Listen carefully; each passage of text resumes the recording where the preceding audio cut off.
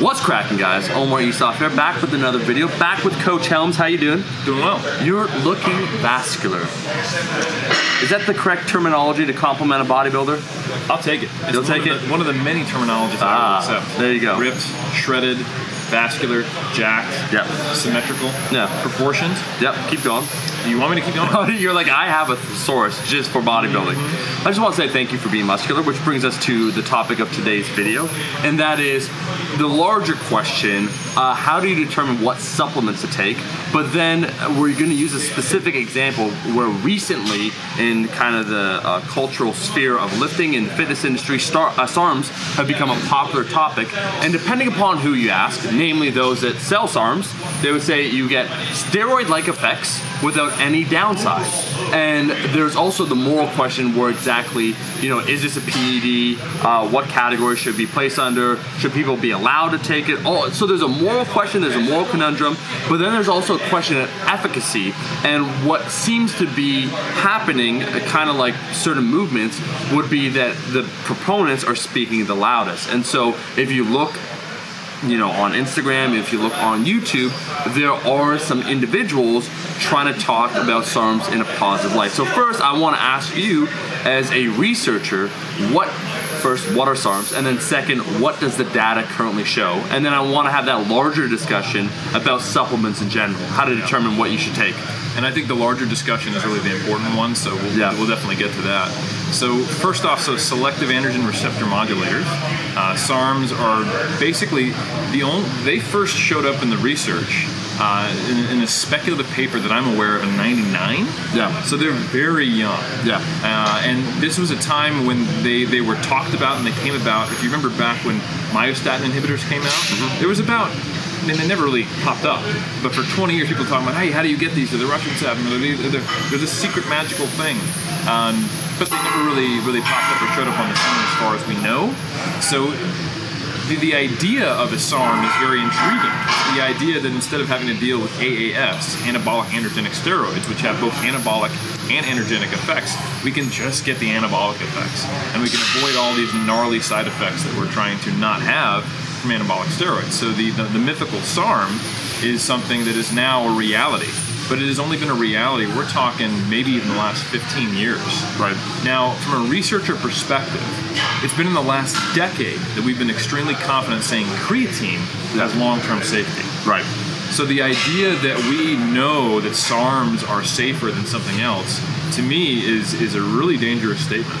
Yes, theoretically, we're trying to create something that has the anabolic properties of an anabolic androgenic steroid without some of the side effects. But these are compounds that have been created. They're not naturally occurring hormones that have been manipulated in the same way, and we simply have no long-term data. And I think it's incredibly irresponsible for anyone who calls themselves a fitness professional or who actually says that they care about doing no harm or about the long-term sustainability of people's health or performance to be recommending SARMs at this stage. We need more data. Yeah.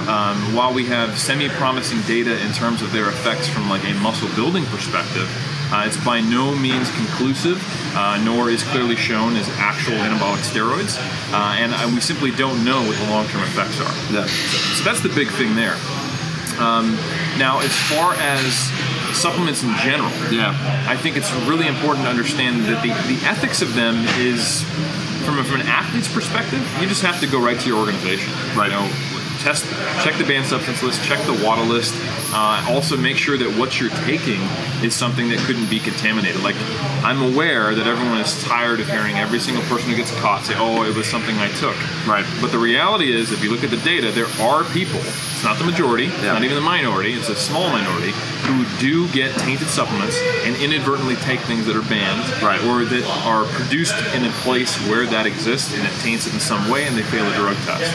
And that is just one of the most awful things I can think of as a drug-tested athlete, to not only have my reputation destroyed and lose my ability to compete in the sport I love, but to do it because of some mistake or to some error that's outside of my control. So I can understand how awful that would be, and I think every athlete needs to be sure that they're taking supplements from a trusted source, and they're following the banned substance list. So that's the ethical side of it. We don't have enough. I don't think it's necessarily the role of sport or manufacturers to decide what is safe to be taken. Right. That's probably a broader societal question, and how do we deal with industry regulation or self-policing? Right. I don't have the answer to that, but I certainly can tell you that we don't have information on long-term safety or efficacy, or the level of effectiveness even of SARMS. And simply because they're intended to be less harmful in terms of side effects than anabolic steroids doesn't mean we know that, at least in the long term. Now, what about, Eric, overall the conversation, because it's also something new for the industry in terms of efficacy of certain supplements, in terms of the selection process for anyone that's just looking perhaps to take supplements and they want to take something that has a positive benefit. How should one go about trying to select that? Great question. So I think the first thing you should think of as a supplement user is to be a late adopter. And what I mean by that is, instead of like in the tech industry, you want to jump on early adopter. I want to get the Apple Watch or whatever. You want to do the exact opposite. Here's why. So in all research, we have what's called publication bias, meaning that because the journals decide what gets published, the editor looks at it and goes, is this novel, is this interesting? There is a greater likelihood of interesting stuff getting published. So negative findings that go against the grain, significant results, etc. Now what this results in is that overall in published research, we have an overrepresentation of positive findings. Right. Because just by sampling variance and random chance, you'll get studies showing that something works when it really doesn't. Right. But it's even worse because of publication bias. And then in the supplement industry, it is even worse further, right, because there's a lot of industry-funded supplements. That's not that if something is funded, all of a sudden it's fraudulent. I'm not saying that. What I am saying, though, is that sometimes these contracts include a clause that says the supplement producer gets to decide whether or not the data is published. Right. Which means that they might tell you no. Yeah.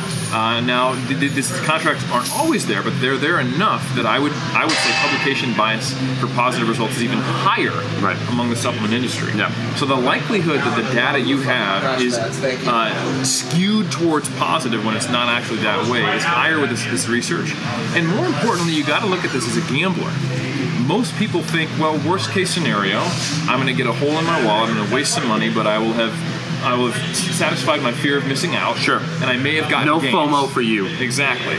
But even if you take creatine, which is far and away, as you know, as an illicit creatine supplier, seller, user, yeah, totally breaking Biggie's top 10 commandments, just doing it. Yeah. You know that creatine works. Right. However, when you look at the effect size, it's even as the most effective supplement for lifters, you probably won't notice it. Yeah. If we were able to take you and your twin and put you in a randomized controlled, placebo-controlled study, you probably wouldn't know whether you got creatine or not. That's how minor these effects are, even though they are real. So it's important to remember that even if you take a really effective supplement, it's not going to make a difference that you actually notice. Yeah. However, it's not just the potential loss of money. There's actually the potential harm that you could be taking from supplements because the industry is regulated but not well regulated. In the example of SARMS, yeah, we don't have long-term data.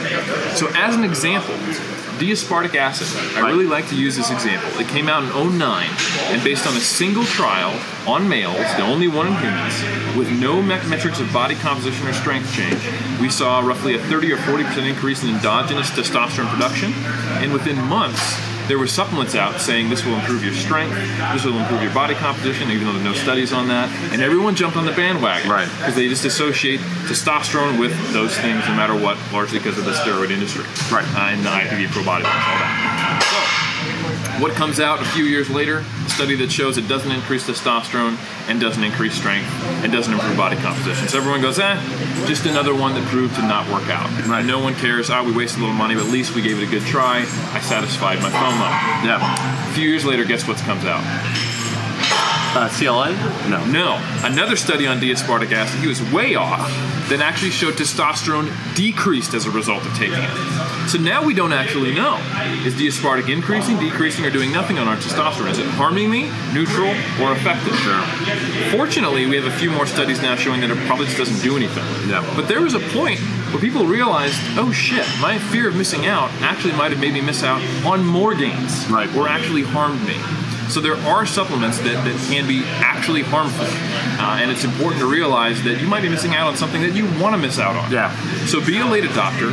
The cost-to-benefit ratio is not in your favor. Wait until you have a preponderance of evidence, until something is effective, and then only get it from suppliers who you can really trust. You want to see like an NSF, or you want to see perhaps like lab door testing, or you want to see safe for sport, something like that. And you want to also see the efficacy in the research. And SARMS certainly does not cut it. Based on all the above, does not cut it. Not only that, you said before you should be an optimizer, meaning that you should be looking at the aspects of your lifting, of your journey that you can improve the most. And if you take a look at the magnitude of effect of something even proven like creatine, it would have a small effect compared to, let's say, getting a good night's sleep every single night. Absolutely. If you're not currently doing that. Pales in comparison to getting better sleep, improving your nutrition, improving your technique, or just taking a more serious approach to your training, maybe positive self-talk, planning out things in advance, eliminating all of the negative stuff you get from social media. Quit sitting around here trolling, talking about SARMs, you know? Get out there after them games. Absolutely. Eric, thank you so much for being on, for providing some insight both in regards to SARMs, but also just in general, the question of supplements and what you should take or how you should think about supplements as a whole. Where can people find you? Check me out at 3dmusclejourney.com. That's the number 3, the letter D, musclejourney.com. We have all the information you could possibly need, minus stuff that we don't have. It's everything you need except what we don't have. Correct. But we have everything you need. Right. Except for what we don't have. Right. At 3dmusclejourney.com, the greatest place for natural lifters, powerlifters, bodybuilding. Check it out. We got a podcast, we got blog posts, we have the vault where you can take courses, and if you want more daily content, you can check me out at Helms 3DMJ. Lastly, we have a podcast together called the Iron Culture Podcast. History, science, culture, where we take a look, a historical look at lifting, at different cultural aspects of the iron that we all love, and then a scientific approach. So we had a big periodization roundtable, auto-regulation. We did one a strength roundtable that's coming out soon, hypertrophy roundtable, one on carbohydrates, ketogenic diet, evidence-based practice, pseudoscience, gut health. Yeah, a lot of good stuff. So I'm going to link that in the description. If you enjoyed the video, make sure to like the damn video, and I'll see all you guys, my rascals, in that next one. Peace. Eat your vegetables, eat your vegetables, eat your fucking vegetables.